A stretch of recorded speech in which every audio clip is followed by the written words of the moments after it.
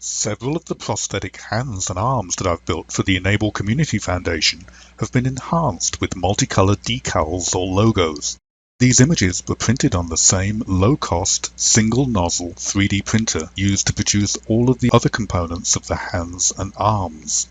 In this tutorial, I'm going to explain and demonstrate the techniques that have allowed me to do this. All the software used is readily available either as downloads or online access, and is free of licensing or usage charges. A multicolor 3D printed image can be produced by printing different images in different colors on different layers. Although I'm using a single nozzle printer, I'm exploiting a capability to force a filament change at pre-programmed points in the print.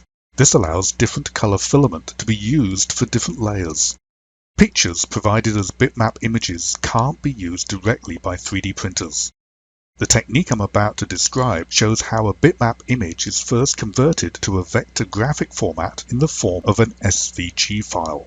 That SVG file can then be incorporated into a CAD package. In this case, I'll be using Tinkercad, and extruded to form a three-dimensional object, which is output as an STL file. The STL file is then sliced to produce a Gcode file, and I'll be using Cura for that purpose. Finally, before the Gcode file is loaded into the 3D printer, I'll show how filament change commands can be manually inserted at appropriate points in the print. I'll demonstrate this technique using a Folger RepRap 2020 Prusa i3 printer that was built from a low-cost kit purchased from Folger Technologies. It's worth noting that the standard version of Marlin firmware provided by Folger doesn't support the filament change Gcode command, but it's easy to overcome this limitation. In the Arduino IDE, you only need to modify one line in the configuration adv.h file. Instead of disabling the filament change command, modify this line to remove the comment / characters so that it reads #define filament change enable. Then upload the firmware to the printer in the normal way. This is the image I've chosen to print using a 3D printer. It's a bumblebee that I found on a clip art library, and I'm going to begin by taking that bitmap and capturing it. I'll just use the snipping tool from Windows 7. And now go over to Inkscape, which is where I'm going to cause it to be traced into an SVG vector graphic image with one layer per color. Here's Inkscape, and before I begin to import it, I'm going to set up 3 different layers. The first one I'm going to call bitmap.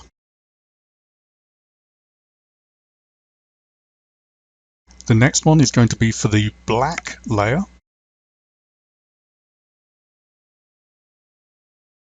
And the final one for the yellow layer.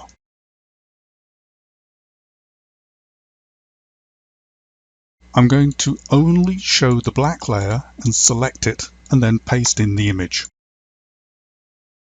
So here's the bumblebee. It's currently selected. I can trace it simply by right-clicking the image and using the trace bitmap function.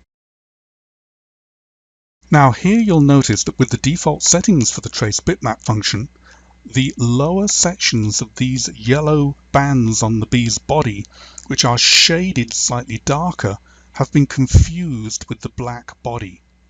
However, with the live preview option enabled, if I were to reduce the brightness cutoff, you'll notice that it now accurately detects the black edge of that yellow section on the bee's body. I'm going to just select the bitmap and then move that into the bitmap layer to get it out of the way. I'm going to move it to the bitmap layer, and that has left just the traced image. Were there any imperfections, you could now go in and using the node editor, edit the individual nodes that make up the traced image. I'm now going to select it. I'm going to duplicate it and take the duplicate and move it to a layer. It'll be moved to the yellow layer which I'm going to move, and now hide the black and display the yellow. At this point, in order to make it easier to work out how to modify it, I'm going to change the fill settings. So with a right click, go to fill and stroke, and first of all, I'm going to make the fill empty. In order to see the edge, I'm going to need to give it some stroke. I'm going to give it solid stroke, and the stroke style, I'm simply going to increase that so that we can see what we're dealing with. With the node editor, you can see all of the individual nodes that make up these paths. I'll zoom in and begin with the face. Only the pupils are going to need to remain. All of these other nodes need to be eliminated. I'll do that by group selecting some of them and removing them.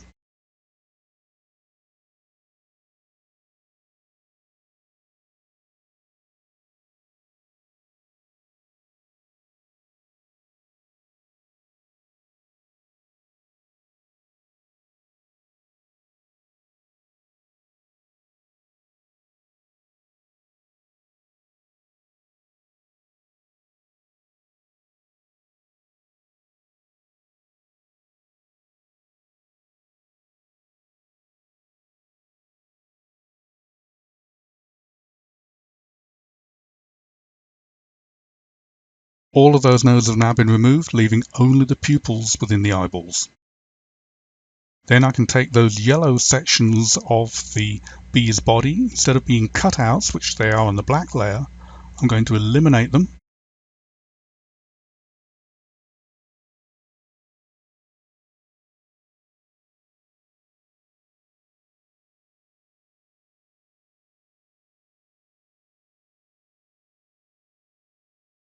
And they've gone. Everything else is what the yellow layer, which is going to sit beneath the black, above the white, is going to comprise. So let's go back, and on the stroke paint, we're going to eliminate the stroke and give it back fill. And here we've got it filled with yellow. The fact that it's yellow is just so that we can see what it looks like within Inkscape. If I were to raise the black to sit on top of the yellow, you'll see how that looks. So at this point, I'm going to show only the black layer, select it, and I'm going to export that. I'm going to save it, a directory that I've set up for the purpose. So this is going to be the black layer of the bumblebee. I'm then going to show the yellow layer and select it. Export that. And that's simply going to be the bumblebee yellow. And now we're ready to go over to Tinkercad to take in those images and see what we can do with them. So here we have Tinkercad. I'm going to create a new design. Tinkercad allocates a automatically generated name. I'm going to change that.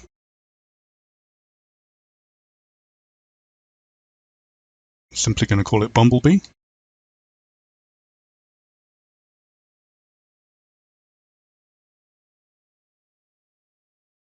And I'm going to import the first of the files, which is going to be the yellow layer.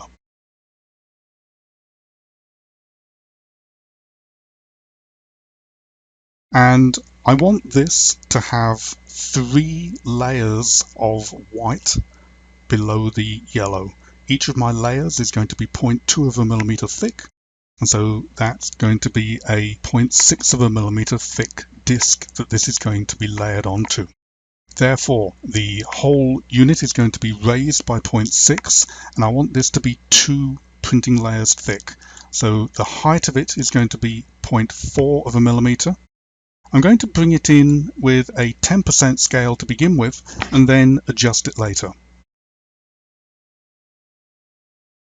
There is the yellow layer, and at this point I'm going to raise that up into the air, place the ruler on top so I can see all of the dimensions. It's currently sitting exactly on the work plane, so it's 0 above the work plane. I'm going to select that and I'm going to make it 0.6 into the air. Remember, I've got a 0.2 millimeter layer, so this is going to be 3 layers of white underneath it. So 0.6 of a millimeter, so it's now raised by 0.6 of a millimeter into the air. Let's bring in the black layer. The black, it's 10% scaled, and again, this is going to be 2 layers thick, which is 0.4 of a millimeter.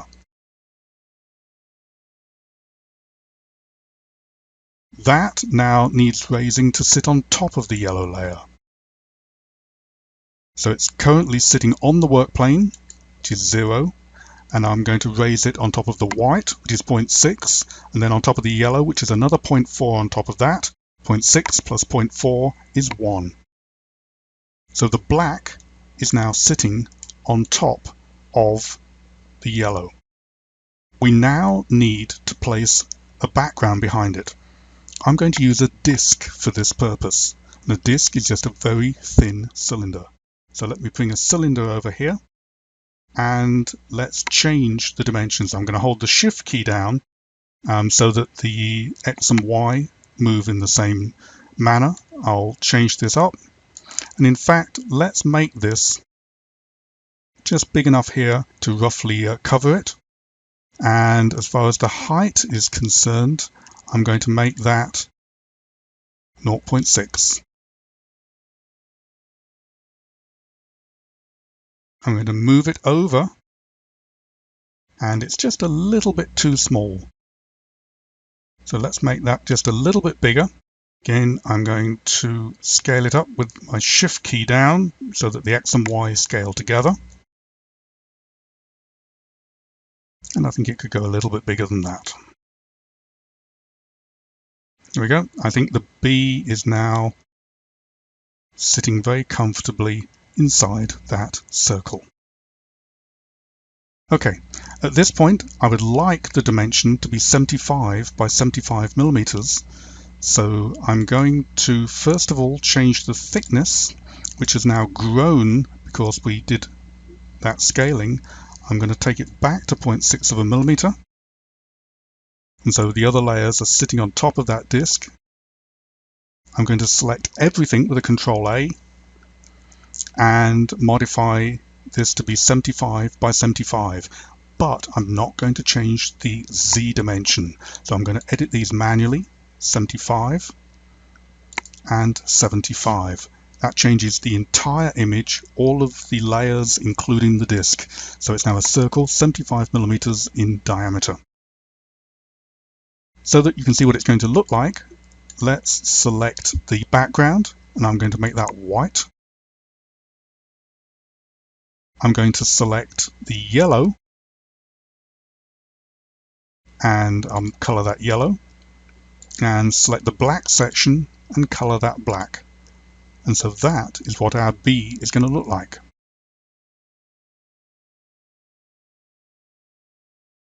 At this point, it's ready to be exported for slicing. I can download it for 3D printing.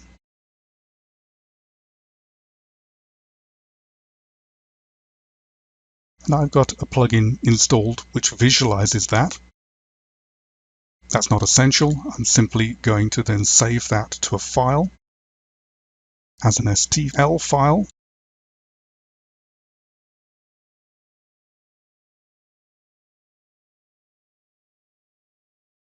And now we can start working with it. This is Cure, which I'm going to use for slicing the STL file into a Gcode file. You'll notice that I've got the fill density set to 100%. That's not a bad idea when you're producing a relatively thin picture in multiple colors. It avoids the problem with a hollow center. I'm going to load the bumblebee, and then I'm going to load a small rectangle that I had previously created. This rectangle is 10 millimeters square and 2 millimeters thick. I'm going to place it on this side, which is the low y-axis side. So the y-axis increases in that dimension, so the lower y numbers on this side. There's a reason for that. It means it gets printed first. The reason for this block is that it allows the printhead to start printing with a fresh color before it moves on to the main object to be printed. I refer to it as a sacrificial block. It also means that there is a large blob of molten plastic which is deposited when the printhead first moves into place to start printing with a new color, and that's deposited on this block so it doesn't get into the actual object that you want to print. Now this is 2 millimeters thick. In reality, the print here is 1.4 millimeters high, so I'm going to change that and reduce it down to being just 1.4 millimeters high. I'll uncheck the uniform scale so that I can change the Z on its own and change that to be 1.4. No need for it to be any higher than the actual print that you're printing. Okay, we're now ready to save the Gcode. I'm going to save it directly onto the SD card that I have for my printer. And it is now sliced and saved. Now it's time to edit the Gcode to put in a couple of filament change commands.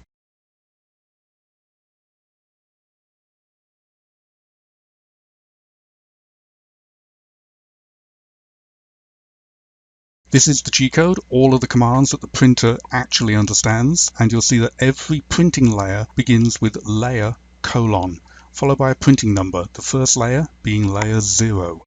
I'm going to find that layer : that's the first layer, second, third, and fourth is where we need to change the color. So at this point, at the end of this section, I'm going to insert the filament change command. The printer I'm using is running Marlin firmware and has the filament change command enabled, and that change command is M600. Different types of printer running different firmware may use a different Gcode for changing the filament. You just have to check with your particular manufacturer for their Gcode flavor. So that is the change from white to yellow. Now I'm going to move on and find the next layer, and finally this layer, which is where we need to change from yellow to black. And so that is the 2 filament change commands inserted. I'll save it, and now we are ready to go.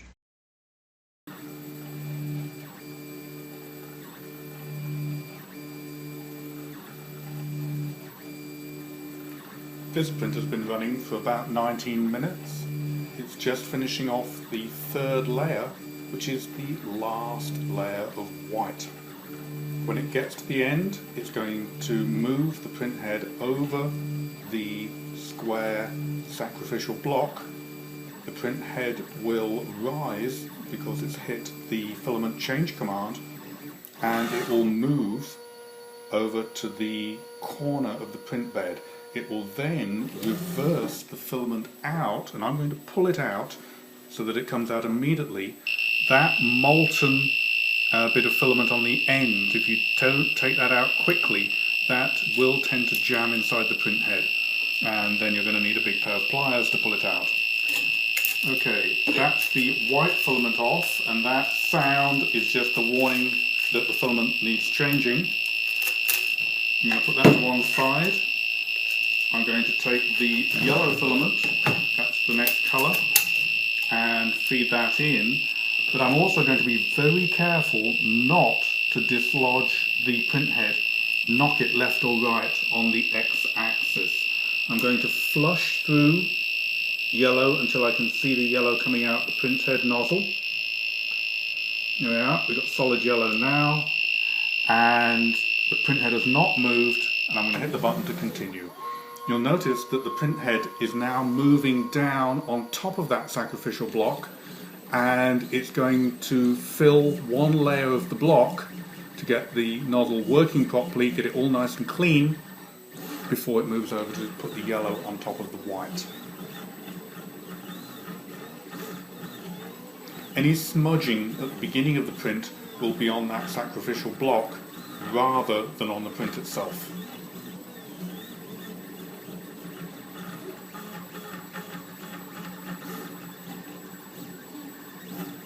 Now we're getting close to the end of the yellow. Once again, the filament change command has kicked in and that filament is being expelled.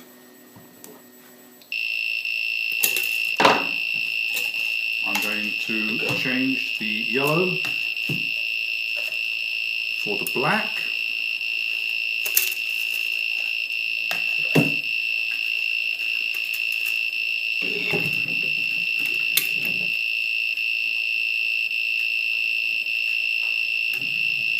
And once again, being very careful not to knock the X position of the print head. I've actually put a little mark on this top ground rod with a Sharpie so that if I ever did knock it, it would be obvious where to reposition it to. There we go, and it's going to begin the black. Once again, it's beginning on the sacrificial cube, and then it's going to move over to the actual print object.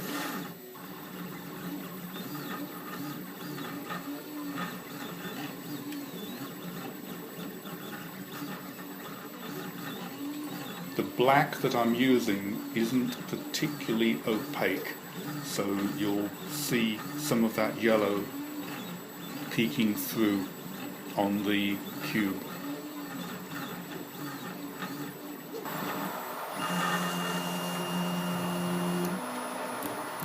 And the print has finished. I was running my print bed at 60 degrees centigrade. Once that has dropped down below 50 degrees, I'll be able to take the image off the print bed. If I took it off prematurely, it would bend as it was still warm enough to be thermoformed. It's also worth noting, if you are in need of putting a light colour on top of a dark colour, you may want to add a layer of white, almost like a primer, in between, so that it will accentuate the light colour if there's any translucency in the filament.